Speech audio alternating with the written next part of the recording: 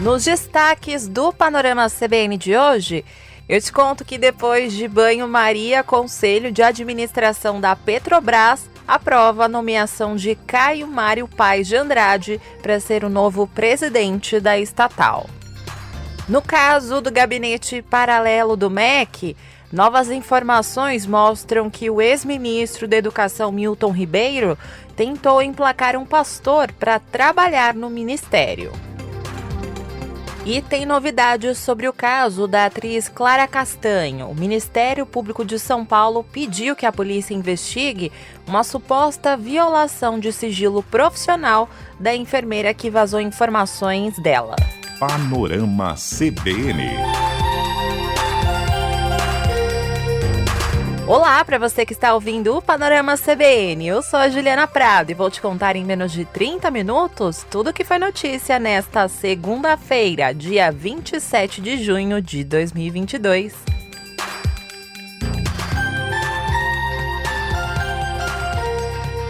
Eu começo essa edição contando que agora a Petrobras tem um novo presidente de novo.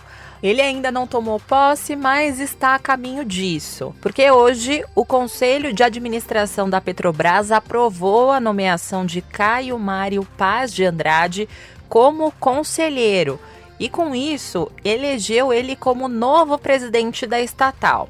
Só para relembrar você, Paz de Andrade foi escolhido pelo governo federal para o comando da empresa há pouco mais de um mês. E aí rolou um banho-maria por causa do currículo de Caio Paz de Andrade. Daqui a pouquinho eu explico melhor para você esse ponto. E voltando à Assembleia, que foi convocada hoje de forma extraordinária, o Executivo teve 8 votos a favor e 2 contra para ocupar uma das cadeiras do Conselho.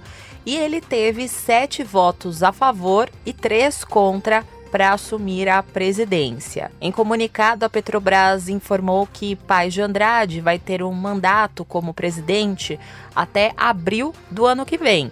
Isso se o presidente Jair Bolsonaro não demitir ele antes, né? Enfim, agora eu vou contar para você como é que foi a reunião em si e tudo que está envolvido nessa discussão. Hoje mais cedo teve o encontro do Conselho, depois que o nome de Paz de Andrade recebeu um aval do Comitê de Elegibilidade da empresa na sexta-feira. Na sexta, a maioria do comitê decidiu que não havia um impedimento para que ele assumisse os 2 postos, mas foi feita uma ressalva ao Conselho de Administração de que o executivo, que é formado em comunicação social, não possui experiência no setor de óleo e gás e nem um notório conhecimento na área. Essas são as regras atuais da governança da empresa e também a lei das estatais exige isso. Ainda assim, com essas ressalvas, a maioria dos conselheiros decidiu aprovar o nome do indicado do governo. Então, com isso, Caio Paz de Andrade vai ser o 4º presidente da Petrobras desde o início do ano, após Roberto Castelo Branco, Joaquim Silva e Luna e José Mauro Coelho serem demitidos pelo presidente Jair Bolsonaro. Só relembrando para você a última demissão, porque foram tantas, né? O último foi José Mauro Coelho, ele foi demitido em maio, em meio às pressões do governo de Jair Bolsonaro para frear o reajuste nos preços dos combustíveis, e ele acabou renunciando na semana passada após uma pressão política. E aí, com essa renúncia, ficou aberta uma vaga no Conselho de Administração, que então pôde ser preenchida pelos demais conselheiros hoje. E até aqui, Paz de Andrade era secretário de desburocratização do Ministério da Economia e a Petrobras estava sendo comandada interinamente pelo diretor de exploração e produção, Fernando Borges. Agora, o nome de Paz de Andrade ainda precisa ser ratificado numa Assembleia Geral de Acionistas da empresa. Eu sei que é bem complicado todo esse processo, mas nessa Assembleia, que precisa acontecer daqui 30 dias pelo menos, o governo federal tem a maioria. Então, portanto, a Assembleia deve ser uma mera formalidade. E a história do presidente Jair Bolsonaro pressionar os presidentes da empresa também está no radar dos conselheiros da Petrobras. Diante dessa investida do governo federal sobre o comando da Petrobras e as críticas à política de preços, que é pareada com as cotações internacionais, o Comitê de Pessoas da estatal chegou a solicitar uma entrevista com Paz de Andrade para que ele desse informações sobre os rumores de mudanças na governança da empresa. Ele não quis comparecer, mas ele disse por escrito que não tem qualquer orientação específica ou geral do acionista controlador, ou seja, o governo federal, para alterar a política de preços. Mas, agora com Paz de Andrade oficialmente no comando, o governo federal já conta que não vai ter outros reajustes nos combustíveis, pelo menos antes das eleições. Mas veremos, né? E essa reunião de hoje, ela foi acompanhada por protestos. Petroleiros da Federação Nacional dos Petroleiros e da Federação Única dos Petroleiros, que representam a categoria no país, fizeram um ato unificado em frente à sede da diretoria executiva da empresa no Rio, em repúdio à posse de Paz de Andrade ao cargo. Além disso, a Associação Nacional dos Petroleiros Acionistas Minoritários da Petrobras protocolou uma representação contra a nomeação do executivo. O documento foi direcionado ao presidente da CVM, que é a Comissão de Valores Mobiliários, o Marcelo Santos Barbosa, e os acionistas alegam nessa carta a ocorrência de eventuais danos lesivos ao patrimônio da Petrobras e aos interesses de seus acionistas. No documento são mencionados o cenário de instabilidade que atravessa a empresa com essas trocas frequentes da gestão, também a ameaça de uma comissão parlamentar de inquérito, a CPI da Petrobras que está sendo articulada lá no Congresso e ainda o currículo de Paz de Andrade, que, como eu contei para você, ele não tem experiência na área como exige a lei das estatais. Aproveitando que eu estou falando de preço de combustíveis, hoje o governo de São Paulo reduziu a alíquota do ICMS sobre a gasolina de 25% para 18%. Então, com isso, na prática, o governo estadual calcula uma redução de 48 centavos no preço médio do litro nas bombas já a partir de hoje. Essa decisão do governo paulista aconteceu após o presidente Jair Bolsonaro sancionar aquele projeto de lei que limita a cobrança do ICMS de combustíveis, energia elétrica, comunicações e transporte coletivo. Tanto eu quanto a Bianca falamos muito sobre esse assunto aqui nas últimas semanas no Panorama CBN. Só que quando o presidente Jair Bolsonaro sancionou essa lei, ele vetou dispositivos que previam uma compensação financeira para os estados. E isso vai trazer prejuízos. Segundo o governador Rodrigo Garcia, o preço médio deve baixar de R$ 6,97 para menos de R$ 6,50. E apesar desse anúncio de redução, o secretário estadual da Fazenda, Felipe Salto, disse que o governo federal e a Petrobras também devem se esforçar para ajudar a reduzir o preço dos combustíveis e que somente a redução do ICMS não é o suficiente. Ocorre que apenas a redução do ICMS não é suficiente para garantir uma dinâmica de preços no nível desejado pela sociedade. Isso depende da evolução dos preços internacionais, da política de preços adotada pelo governo federal. Rodrigo Garcia disse ainda que a perda na arrecadação vai ser de 4 bilhões e 400 milhões de reais por ano, o que pode impactar os investimentos em saúde e educação. Quando você reduz a arrecadação de ICMS, nós estamos estimando mais de 4 bilhões de reais só em relação à gasolina, você tira 1 bilhão e 200 da educação, cerca de 600 milhões da saúde e assim sucessivamente. Então, é uma perda total estimada de mais de 4 bilhões de reais e, naturalmente, chega menos dinheiro para investimento nessas áreas estratégicas importantes para a sociedade. Sobre esse assunto, o economista e especialista em contas públicas, Murilo Viana, explicou para a nossa reportagem que uma das áreas mais afetadas em São Paulo vão ser as universidades paulistas e, consequentemente, os investimentos em pesquisa. a Unesp, Unicamp, USP, elas recebem recursos vinculados do ICMS também. Então, se tem uma queda estrutural na arrecadação do ICMS, isso impacta, evidentemente, a distribuição de recursos aí para as universidades estaduais paulistas, que são justamente aquelas que mais contribuem para pesquisa, inovação e tudo mais no Brasil. Essa resolução da Secretaria da Fazenda também reduz para 18% o ICMS da energia elétrica e serviços de comunicação. Na política, a semana começa com a decisão da ministra Carmen Lúcia, do Supremo Tribunal Federal, que enviou hoje para análise da Procuradoria-Geral da República um pedido que foi apresentado pela oposição para que o presidente Jair Bolsonaro seja investigado no caso conhecido como o escândalo do MEC. Esse pedido ele foi apresentado ao STF pelo deputado Reginaldo Lopes, do PT de Minas Gerais, e o envio à PGR é praxe nesse tipo de caso. Isso porque cabe ao Ministério Público analisar se há indícios para abrir uma investigação. E a partir da resposta da PGR, se concorda ou não com essa investigação do presidente, a ministra Carmen Lúcia vai analisar os próximos passos. Além desse pedido do deputado que eu contei para você, a Justiça Federal encaminhou o processo da 15ª Vara Federal do DF ao Supremo Tribunal Federal. Isso porque o Ministério Público Federal indicou uma suposta interferência de Bolsonaro na operação. E como o presidente da República tem foro privilegiado, ele só pode ser investigado pelo STF. E um fato que reforça essa tese do Ministério Público Federal é que na sexta-feira foram divulgados áudios em que o ex-ministro da Educação, Milton Ribeiro, diz para a filha que o presidente Jair Bolsonaro ligou para ele dizendo que estava com um pressentimento de que haveria uma operação da PF contra o ex-ministro. Relembrando para você, a Polícia Federal apura uma suspeita de que pastores teriam intermediado a liberação de recursos do Ministério da Educação, criando assim um gabinete paralelo dentro do MEC. E na semana passada, o ex-ministro Milton Ribeiro e os pastores que foram denunciados foram presos.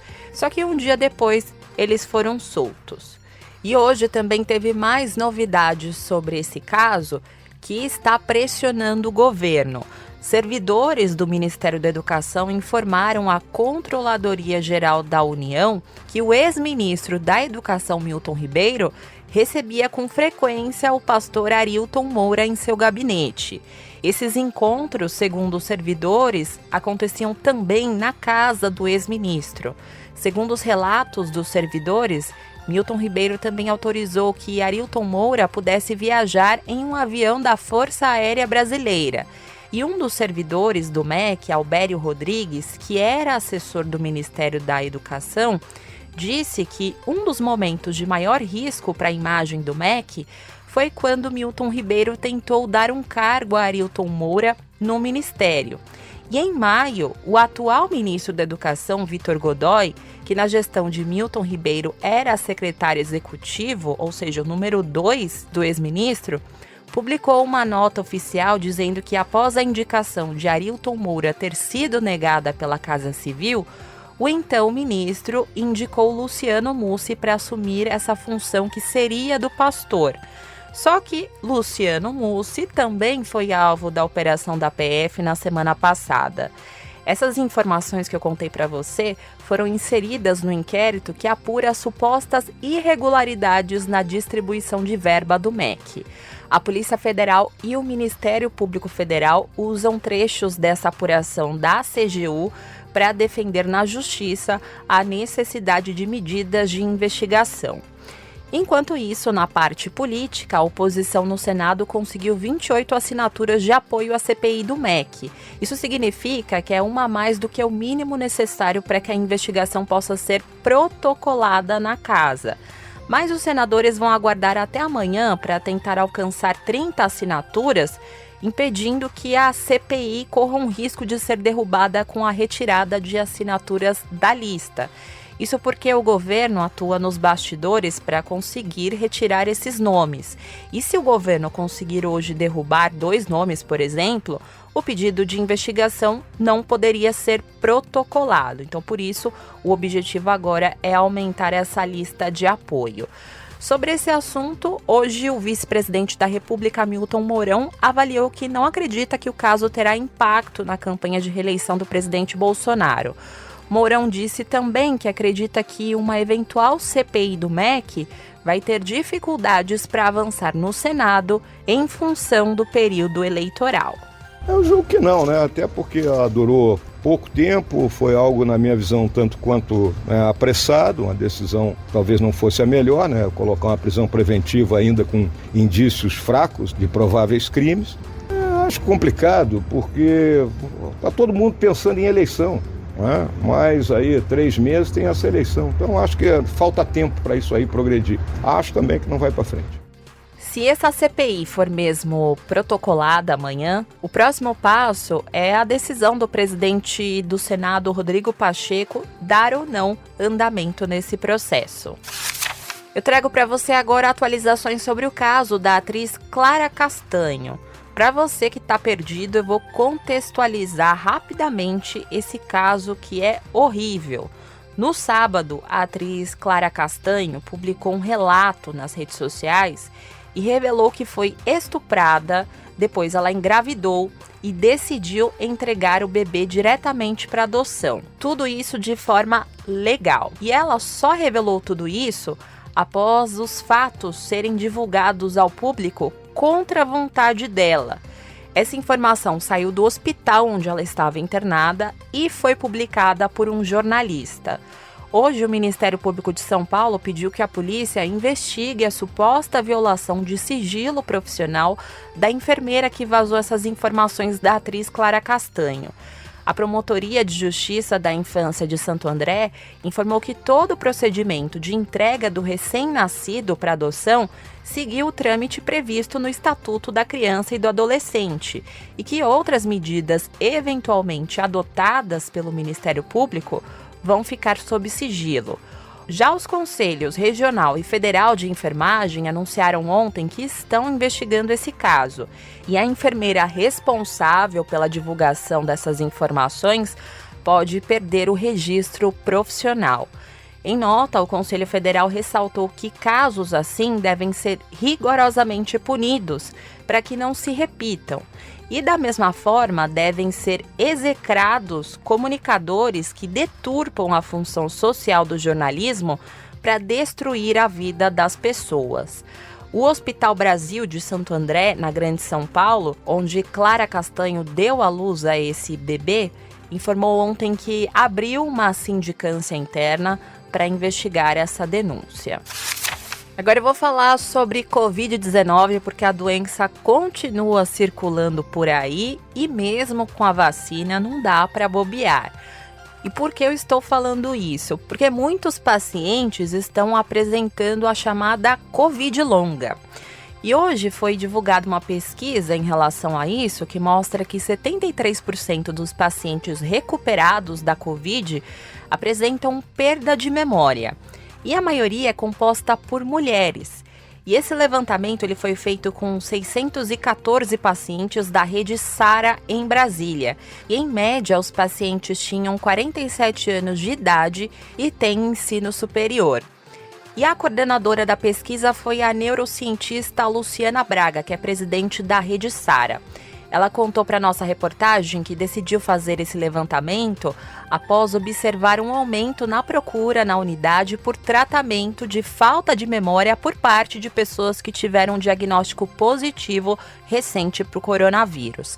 Ela disse ter recebido relatos de médicos que disseram esquecer o que o paciente havia acabado de falar e também de professores que perderam a linha de raciocínio no meio da aula e jornalistas que esquecem detalhes de apurações. A neurocientista observou que essa demanda se repetiu em unidades de todo o país e até no exterior. E em alguns pacientes analisados, os efeitos apareceram em 15 dias e em outros até 2 meses após a recuperação. E além da perda de memória, pacientes avaliados apresentaram sequelas como dificuldades para concentração, expressão de afeto e até fluência verbal. E 29% também desenvolveram depressão e ansiedade pós-Covid. E ela ainda contou para a nossa reportagem que chamou a atenção o fato das mulheres apresentarem mais os efeitos colaterais da doença, apesar das estatísticas globais mostrarem que os homens representam o maior número de infectados e de mortes em decorrência da doença. Em relação aos tratamentos para memória e fluência verbal, a neurocientista disse que eles acontecem por meio de estímulos. A gente vamos trabalhar palavras com a letra F, vamos falar palavras que começam com a letra P, com um som tal, ajudando a pessoa a tentar trazer mais essa fluência. E na nossa orientação, a gente procura também explicar, por exemplo, se você não acha essa palavra, vai num sinônimo ou explica o significado, porque não deixa prejudicar a comunicação. Ela disse ainda que os problemas não são passageiros. Alguns pacientes melhoram com 2 meses de tratamento e outros demoram até 6 meses após o início da reabilitação.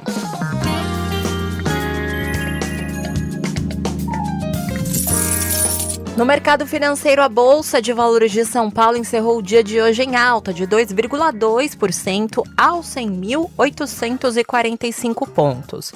No mercado de câmbio, o dólar comercial fechou o dia em queda de 0,35% aos R$ 5,234.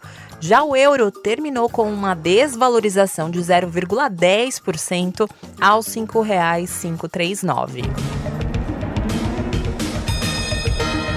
No cenário internacional, a guerra na Ucrânia ainda é o foco do noticiário. E hoje, pelo menos 10 pessoas morreram e 40 ficaram feridas em um ataque com mísseis russos que atingiu um shopping center no centro da Ucrânia. Esse ataque aconteceu na cidade de Kremenchuk. Segundo o presidente da Ucrânia, Volodymyr Zelensky, o shopping contava com mais de 1.000 civis dentro das instalações. A Rússia ainda não se pronunciou sobre esse caso. Panorama CBN. Agora eu vou indo nessa. Muito obrigada pela companhia de hoje. O roteiro dessa edição foi escrito por mim e a montagem e a sonorização são do Anderson Wendel, o Tico. E você pode me encontrar lá nas redes sociais. Vocês estão muito quietinhos ultimamente. Me manda uma mensagem lá no Twitter, @Juliana_Deprado. Tem também o Instagram, que é o @JulianaDeprado. E o tradicional e-mail, né? juliana.prado@cbn.com.br. E não se esqueça que amanhã tem a edição da manhã do Panorama CBN, a partir das 7 horas da manhã, com a Bianca Santos. Combinado? Beijos pra você e até mais!